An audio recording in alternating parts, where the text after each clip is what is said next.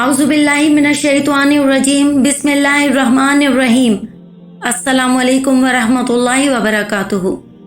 آپ پر اللہ تعالیٰ کی رحمتیں، برکتیں اور سلامتی نازل ہو۔ رات کو سونے سے پہلے یہ تسبیح 7 مرتبہ پڑھ کر سو جائیں۔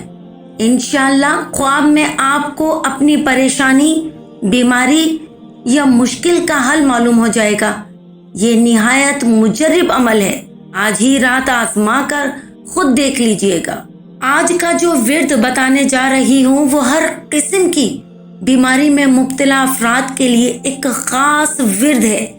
اگر کوئی شخص کسی بھی بیماری میں مبتلا ہو، ہر طرح کا علاج کروا چکا ہو اور اس کے باوجود مایوسی کا شکار ہو گیا ہو، یا کوئی شخص کسی بھی قسم کی پریشانی میں گرفتار ہو مگر وہ پریشانی حل نہ ہو رہی ہو، تو اسے چاہیے کہ یہ عمل ضرور کرے۔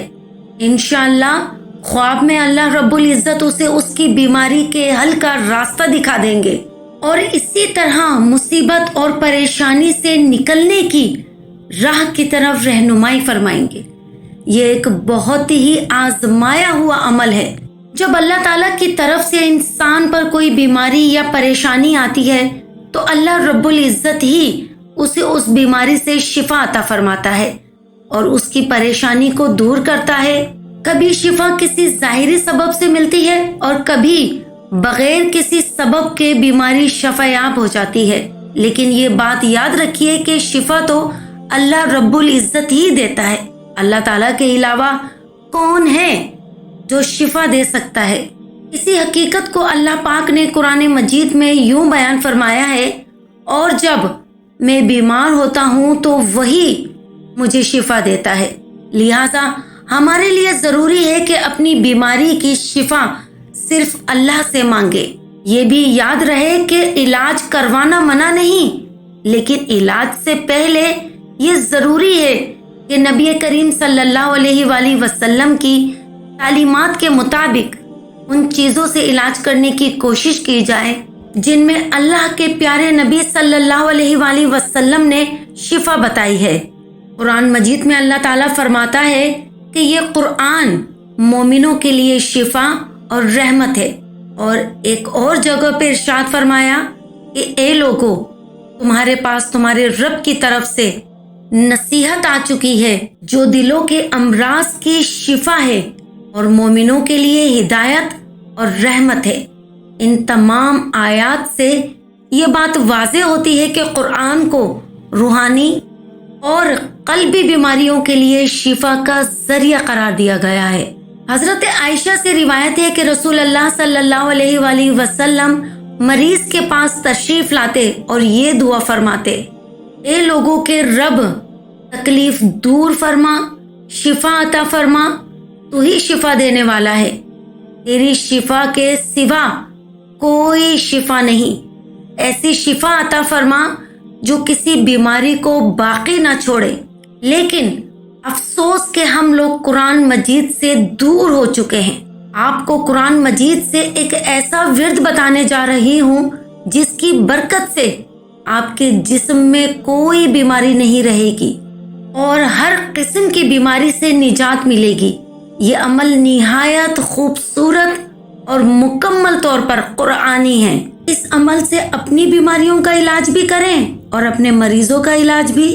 اسلام ہمیں علاج سے منع نہیں کرتا، لیکن ایک مسلمان کا یقین یہ ہوتا ہے کہ شفا اللہ رب العزت ہی دے گا۔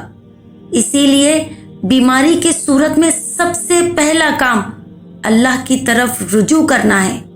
جیسے ہی بیماری کا سامنا ہو، 2 رکعت نفل صلاۃ الحاجات پڑھ کر اللہ رب العزت سے دعا مانگیں اور اپنے لیے شفا طلب کریں۔